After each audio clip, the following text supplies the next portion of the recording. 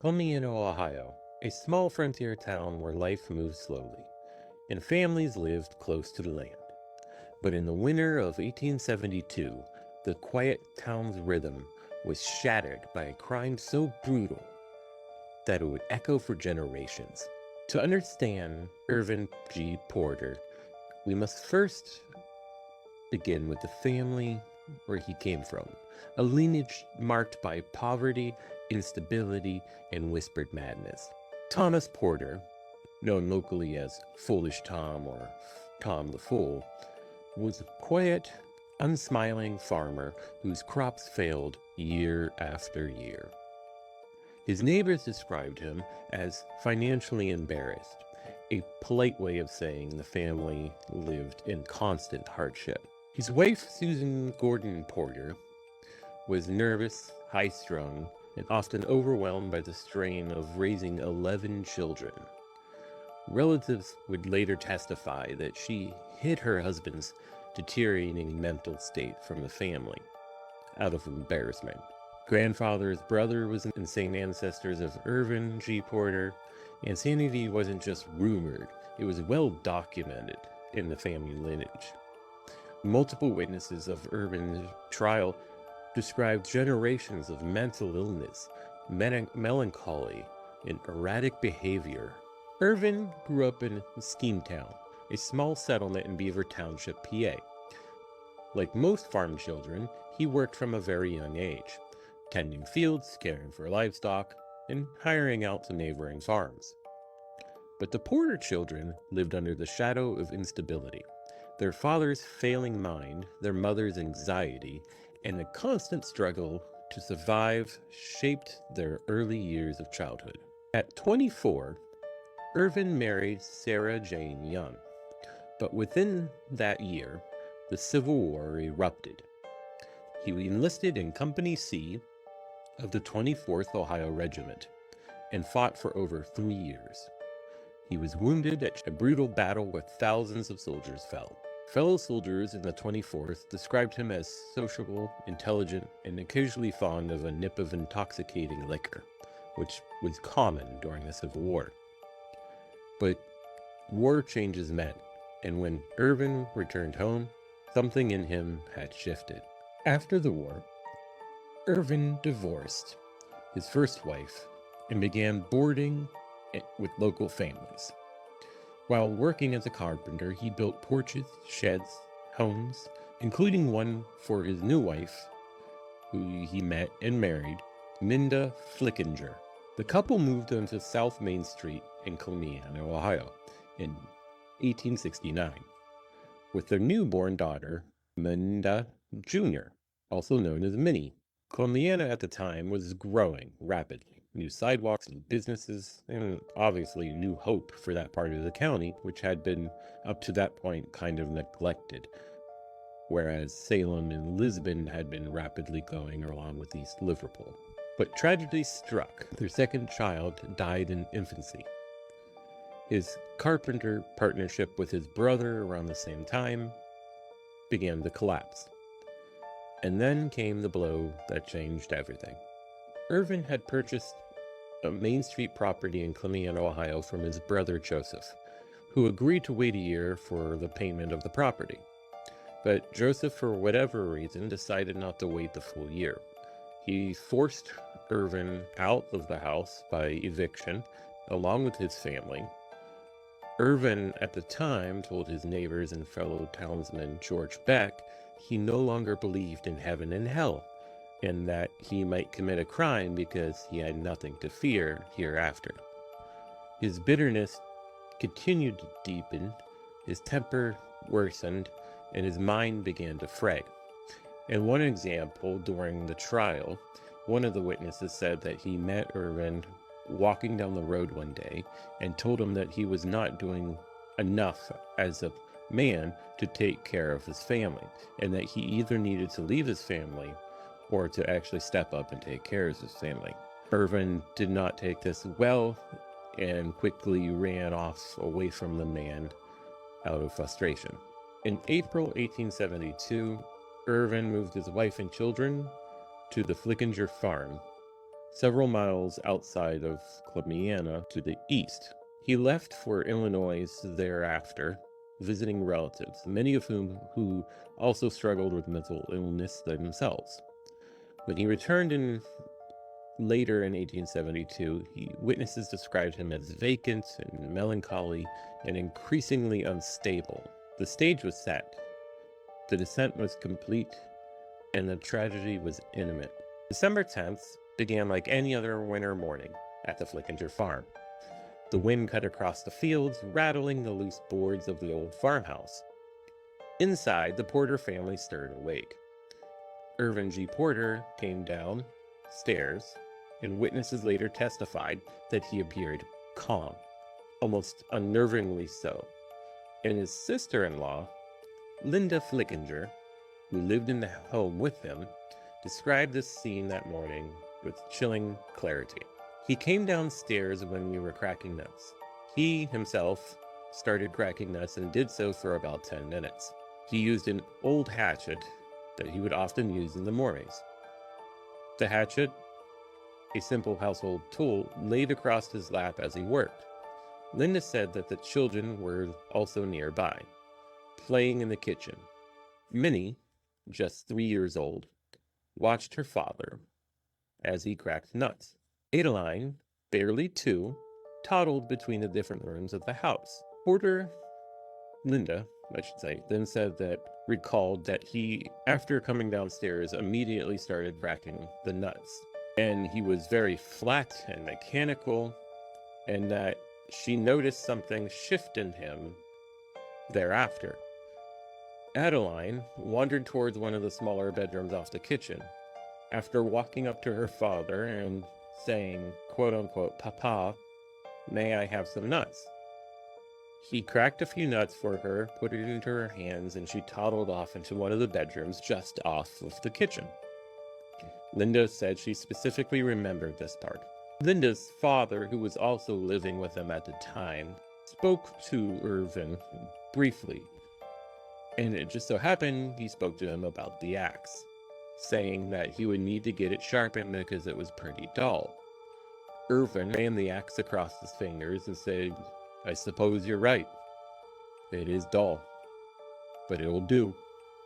And that's all he said to Linda's father. Irvin spent a few more minutes cracking a few more nuts, and then slowly stood up.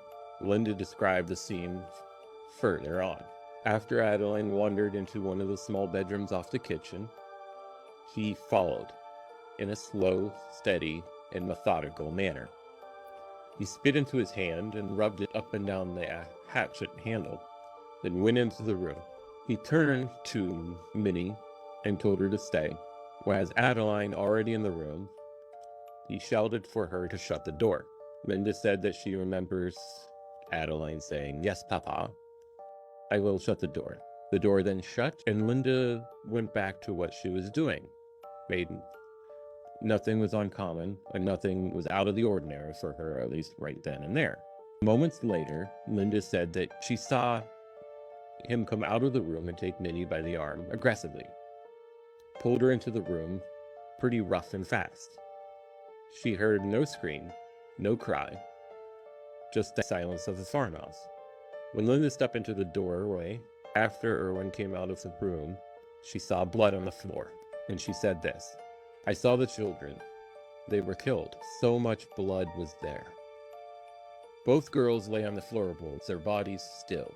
The hatchet, the same tool used moments later to crack the nuts for them, was later found in the wooden box in the room. The oldest, about 3 years old, and the youngest about 2, is what Linda said at the trial. The brutality was immediate. The wounds were extremely deep, and the quiet of the Flickinger farmhouse has now been shattered forever. When relatives realized what had happened and they rushed into the room, they found the children lying on the floor. Their skulls had been split open by a hatchet. The coroner at the time for the county, Dr. A.G. Yingling, member of the jury, described the wounds, which he said, quote-unquote, 3 wounds on the oldest 2.5 inches long and 1 inch deep. Either would have produced almost instant death. The younger child had 2 cuts at the top of the head, which caused the blood to pool across the floorboards. Now, it is important to note that after he did what he did, Irvin did not flee. In fact, he did not hide. He, in fact, walked calmly down the road. And when the relatives walked alongside him and confronted him about this, he said, quote, "I have done what I wanted to do for a long time. It is now done and cannot be helped." Witnesses described him as a vacant look and muttering to himself, saying that he was afraid that people would hear his thoughts.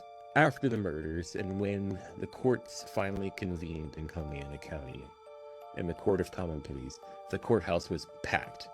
Farmers, merchants, mothers clutching their children, all desperate to witness the trial of the man the newspapers now called the child murderer. Now, it's important to note that this trial, this case, was so dramatic and to the community that it actually reached newspapers in New York City. The judge at the time who was appointed was Judge Friso took the bench at 1 p.m. that day. The Independent Registry, the newspaper at the time for the county, reported the atmosphere was tense.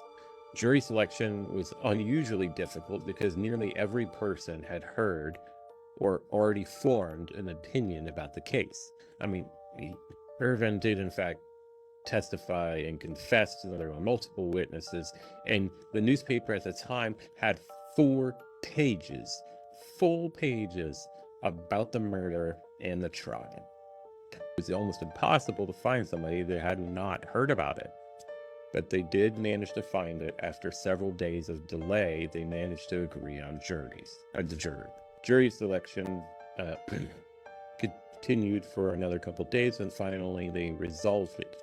And quote unquote, this was in the newspaper, considerable difficulty was experienced in selecting a jury, as those called had formed and expressed an opinion.